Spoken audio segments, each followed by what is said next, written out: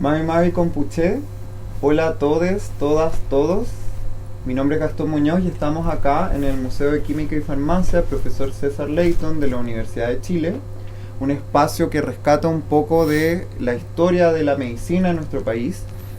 Y justamente tenemos acá a Francisco Vargas Guayquimilla, también conocido como Cutral en el mundo del arte y la literatura, que es, bueno, nos contará un poquito más, pero es artista, escritor, performer. Y para mí realmente es un placer y un privilegio poder estar no solo con un gran amigo, sino con uno de los artistas que yo considero más interesantes dentro de la escena contemporánea, debido a que mezcla dentro de un solo personaje tanto la problemática mapuche o del ser mapuche contemporáneo, como también temáticas de maricas o de la comunidad LGTBIAQ+. Entonces nada, no me queda nada más que saludarte, Cutral, y bueno, pedirte que también te presentes al The Clinic. Bueno, Mari Compuché, me siento muy halagado por esas palabras. Bueno, soy Francisco Vargas Guayquimilla, un escritor, artista visual y performer mapuche huilliche, radicado actualmente en la ciudad de Valdivia, que siempre está buscando, yo creo, como generar cuestionamientos y afectarnos, ¿no? Entonces, si tengo que saludar, ¿cierto? También es hacer la invitación, ¿no? a generar esos encuentros. Así que, bienvenidos a esta conversación. Muchas gracias, Francisco. Bueno, para empezar, es interesante pensar que has estado 10 años, ¿no? Este año se cumple una década de cuando empezaste tu proceso como escritor, como artista. Sí. Entonces quería que volviéramos un poco el reloj, que fuéramos al 2009, año en el que tú justamente ingresas en estas disciplinas. Te quería preguntar cómo recuerdas esa época y un poco cómo llegas al mundo de la cultura. Bueno, fue un tiempo, yo creo, un poco caótico a nivel personal, porque era el segundo año que yo llevaba, como un año, llamémoslo sabático, ¿no? Donde recién había salido del liceo, un liceo técnico, había estudiado turismo, hice mi práctica y estuve como esperando, me imagino que una respuesta para ver qué hacer. Y yo siempre había escrito toda la vida desde que era muy niño, influenciado por mi familia también, que creían, si bien son personas de escasos recursos y todo, como creían que el arte era un proceso muy importante en el cual ser creativo te iba a llevar a otros espacios en los que pudieras desarrollarte.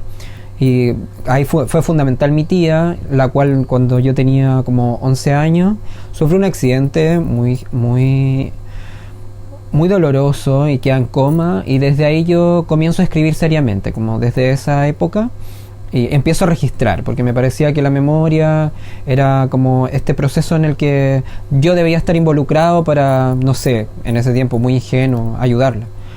Y desde ahí, ¿cierto? Participo en concursos, en el colegio, etcétera, etcétera.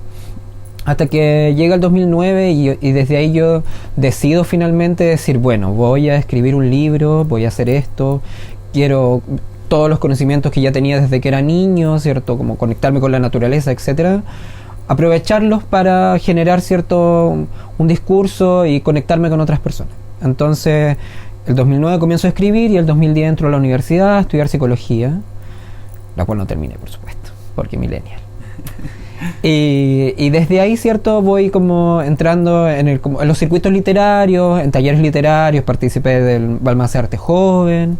También tomé después talleres literarios con como grandes poetas mapuches como Roxana Miranda Rupailaf, y de ahí, ¿cierto? Me fui conectando con otros grandes poetas mapuches y generando esa llama que te prende, ¿no? Y que te hace motivarte a producir como hasta caer, ¿no? Como en ese impulso que te da el arte que a mí me llena también. Entonces, como eso sería como a grandes rasgos esta especie de pequeña biografía, ¿no?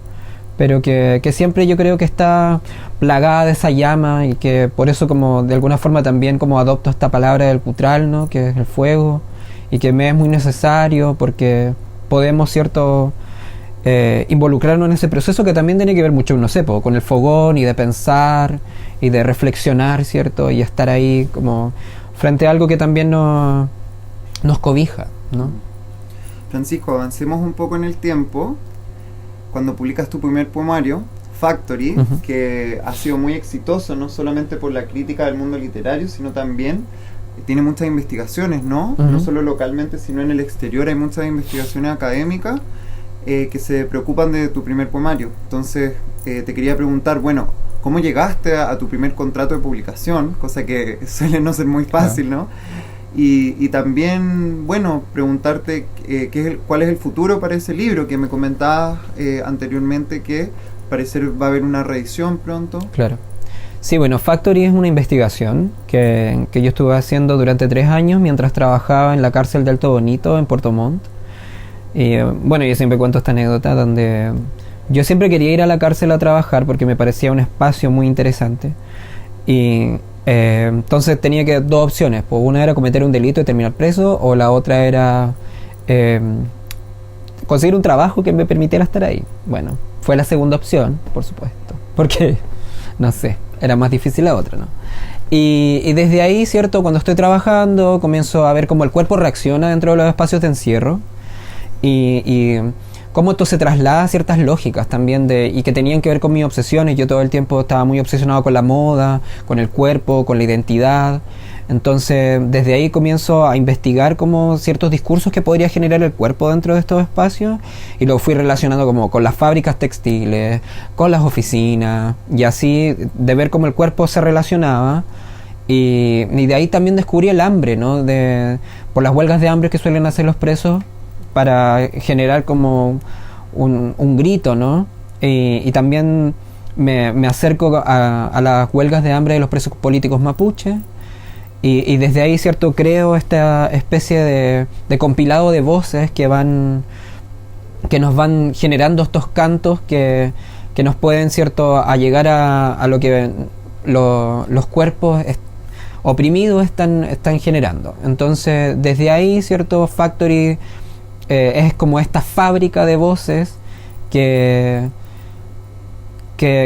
a mí me parecían necesarias que alguien tuviese que escucharla. Y tampoco voy a decir que soy como el portador, pero quería de alguna manera poder como conectarme con otros seres humanos, con estos discursos, y a través de también una estética del pop que siento que es muy lo mío, donde mis obsesiones como iban por la moda, creo personajes como una Naomi Campbell mapuche, y así voy dialogando y utilizando estos discursos y investigando también, no sé, desde la filosofía de Foucault, y etcétera, etcétera. Y así voy, y luego este Factory se expande y hay gente que le interesa, y por ejemplo, no sé, con unas chicas graduadas, ¿cierto?, de la Escuela de Arte de Puerto Montt, hacemos un cortometraje que son Camila Carrasco y Elizabeth Albornoz.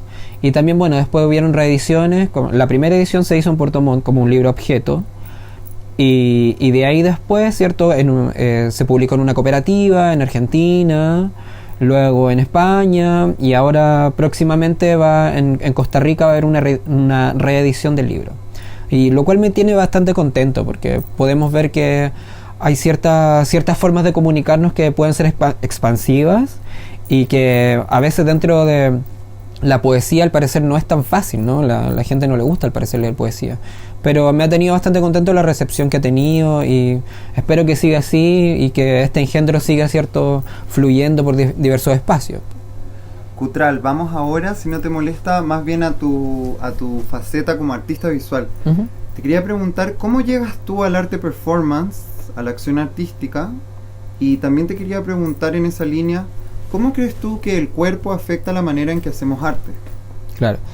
Bueno, yo llego a la performance, me imagino que también de manera un poco azarosa, más que nada porque sentía que había como un desborde de la palabra cuando yo escribía, porque, bueno, y como creo que Sardú lo dice, ¿no?, donde que escribimos con todo el cuerpo, y yo también lo siento así. Entonces la palabra siento que se estaba desbordando del papel, y sentía la necesidad, y mi cuerpo sentía la necesidad de generar acciones con este cuerpo para poder, ¿cierto?, generar otras figuras, generar otros discursos, y que pudiésemos, ¿cierto?, como afectarnos y tomarnos, ¿no? Y desde ahí voy trabajando ciertas cosas, primero como con el post-porno y no sé qué, como ciertas escenas que estaban antes, ¿no? Y hasta que ya comienzo a encontrarse una especie de cierto camino, donde sentía una exigencia del cuerpo que me decía, bueno, vamos a trabajar esto, vamos a indicar estas formas, y comienzo a hacer como trabajos de largo aliento y que significaron un esfuerzo mucho más grande. Entonces, por ejemplo, el año pasado hicimos una obra que se llama Cosecha, que es parte de un libro también, que es una performance que dura 5 días dentro de un espacio en el cual yo genero movimientos y desplazamientos, y del cual yo entrené previamente 1 año. Entonces fue como un trabajo prácticamente de 1 año y 5 días, y se fueron generando estos diálogos que resultó bastante bien, y tuvo una gran recepción del público. Y de ahí después me voy abocando a cosas que podrían durar toda la vida, como el trabajo que estoy haciendo actualmente, que tiene que ver con un homenaje a Margarita Ancacoy, y que yo decidí en algún minuto que iba a durar hasta que mi existencia no diera más. Entonces creo que voy exigiéndole cada vez más al cuerpo y ver los límites, ¿no? Y tratar de cruzarlo. Entonces, como la performance creo que ha sido algo vital para mí, porque podemos, ¿cierto?, ir descubriendo cosas nuevas y generando nuevas conexiones, y eso creo que me ha hecho este camino muy interesante. Pero eso, como creo que eso, el arte con el cuerpo me produce eso, y que se conecte con la vida, ¿no? Que nos produzca estas ansias de seguir existiendo también. Bueno, Francisco, la verdad es que el erotismo y la sexualidad siempre ha sido una parte de tu obra, ¿no? No es algo que tú escondas, sino que más bien exhibes dentro de tu propio trabajo. Entonces yo te quería preguntar, ¿acaso Cutral tiene alguna fantasía incumplida? Bueno, no. O sea, siempre estoy pensando la sexualidad, ¿no? Y es como un campo, yo creo que no tiene límites también, porque, o sea, el único límite que puede ser es tu propio cuerpo. Entonces, lo que yo he estado pensando últimamente tiene que ver mucho como con la pornografía, quizás, porque estamos como en un espacio-tiempo donde todo está muy colapsado por imágenes, ¿no? Y como incluso como esta especie de tráfico de nudes en las redes, ¿no? Nos colapsa. Me gustaría pensar eso, como yo creo que esa es mi gran fantasía, quizá de crear también un trabajo y cuestionarme la pornografía, por ejemplo, con algún tipo de trabajo, con un equipo de trabajo. Y eso, y también, pero también acercarlo como con diversas formas de amorosidad, podríamos decir, ¿no? Donde incluya también la ternura, incluya no solo esta violencia, o sea, provengo de un pueblo que ha vivido la violencia desde hace siglos, y me gustaría también, ¿no?, encontrar un espacio en el cual pudiésemos abarcar ciertas ternuras, cierto amor, no un amor romántico, por supuesto, sino esas cosas genuinas que nos hacen, cierto, conectarnos. Y yo creo que eso tendría que ver, que eso es mi gran fantasía, como poder cuestionarme mi propia sexualidad, ¿no?, y dejarla con esos límites muy difusos, y quizá generar una nude de alta calidad y belleza. Cutral, tú en tu trabajo, ya sea en escritural o incluso en las artes visuales, vas transitando súper libremente entre el español, el inglés y también el mapudungun. Sin embargo, podríamos decir que una fracción importante de Chile hoy día, sobre todo pensando en cómo la extrema derecha está tomando cada vez más palestra, si bien puede aceptar el inglés o acogerlo como un idioma extranjero, más bien desconoce, o incluso se podría decir que rechaza con cierta violencia el mapudungun. Entonces, bueno, te quería preguntar, ¿qué piensas tú sobre esta violencia estructural del habla que vivimos hoy día las personas mapuche? Bueno, yo creo que netamente tiene que ver, ¿cierto?, con una cosa del mercado y el capitalismo, ¿cierto?, una cosa muy neoliberal, donde yo lo comprobaba cuando estaba en el colegio, ¿cierto?, vivía en el campo, San Juan de la Costa, y más de alguna vez algún profesor dijo como, ustedes tienen que aprender inglés porque es el idioma de los negocios. Entonces, tampoco voy a culpar a esa persona, porque finalmente es ciertas lógicas que se llevan, ¿cierto?, a través de la masa. Sin embargo, a través de esta violencia estructural yo también pierdo de alguna forma el Chesungun que se enseñaba en el colegio. Me imagino que a través de un ministerio, etcétera, ¿cierto?, se resta de seguir haciendo este tipo de educación intercultural bilingüe. Y entonces siento que se me roba algo, esta lengua. Y cuando yo llego a vivir a la ciudad, cuando tenía 14 años, luego de un tiempo me gané una beca y tenía mucha facilidad para aprender inglés. Entonces comienzo a hablar inglés fluido y desde ahí pienso como...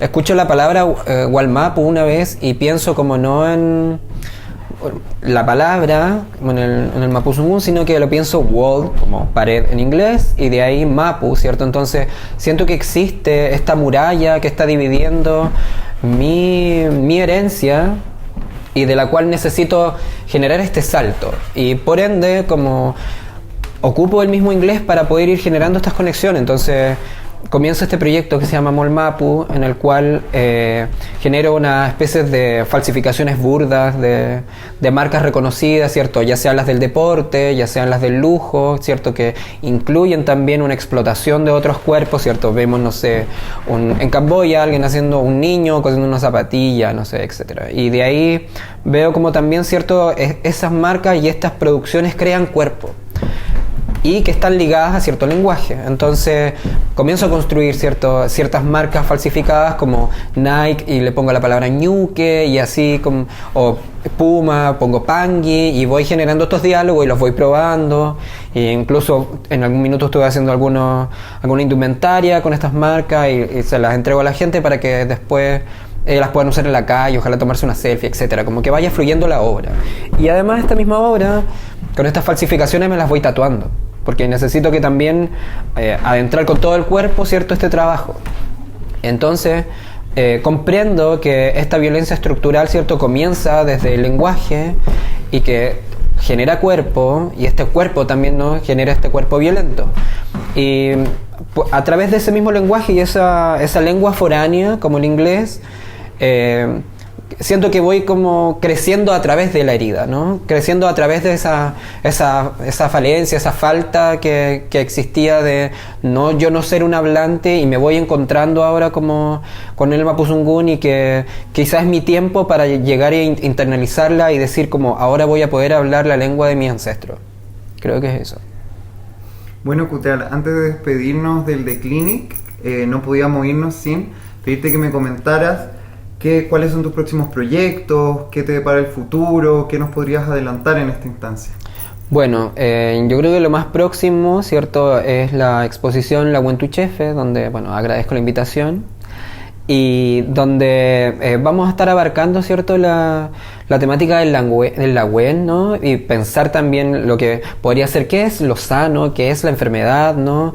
Qué es como la sociedad en la que vivimos, y de cómo vamos a estar abarcando a todos los artistas convocados en esta curatoría que estás realizando, y de la cual me tiene muy contento, porque siento que mi trabajo se acerca desde esas formas, porque me estoy reconciliando también como con la misma violencia que se ha generado externamente, como con las lógicas que tiene, ¿cierto?, el sistema para aplacarte, pero en realidad también nosotros generamos estrategias para poder, ¿cierto?, trabajarla, y siento que también eso es una especie de lagüen que tenemos, una especie de medicina, y que estoy muy contento y dejo a todos invitados para esta exposición que va a ser, ¿cierto?, en el Museo de Química y Farmacéutica, o Farmacia, perdón, Química y Farmacia. Entonces los dejo invitados porque siento que va a ser un muy buen momento para dialogar y poder, ¿cierto?, generar nuestro propio lagüen, ¿no?, donde podamos pensar, ¿cierto?, cómo nuestro cuerpo va a sanar y vamos a poder, no sé, salir afuera y poder enfrentar, ¿cierto?, a este mundo que a veces parece terrible,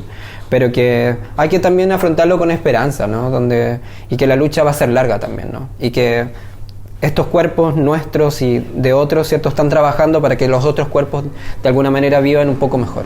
Creo que esa sería como la idea también de esta exposición, creo yo, la siento así, y que me tiene muy contento, así que agradezco mucho también la invitación. Bueno, Francisco Vargas Guayquimilla, mejor conocido como Cutral, no me queda nada más que agradecerte, Mañún, y también Mañún, despedirnos del The Clinic, Peucayal.